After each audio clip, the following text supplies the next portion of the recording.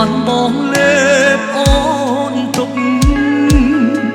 គ្មានអូនបងរូគឺគ្មានក្តីសុខមិនដឹងថ្ងៃមករួចយ៉ាងម៉េចទៀតឡើយ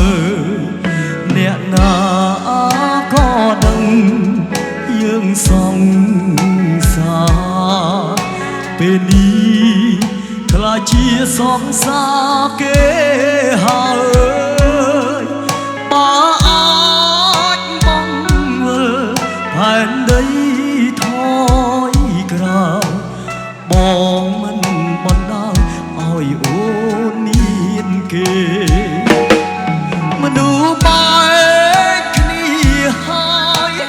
លែងមានឱកាសនៅចិត្ត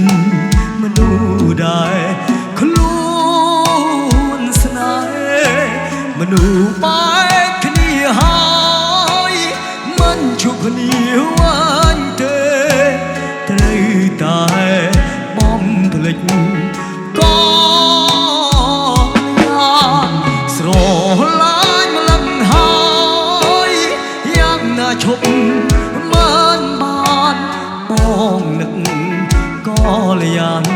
ខ្លាំងណាស់នឹកខ្លាំងណាស់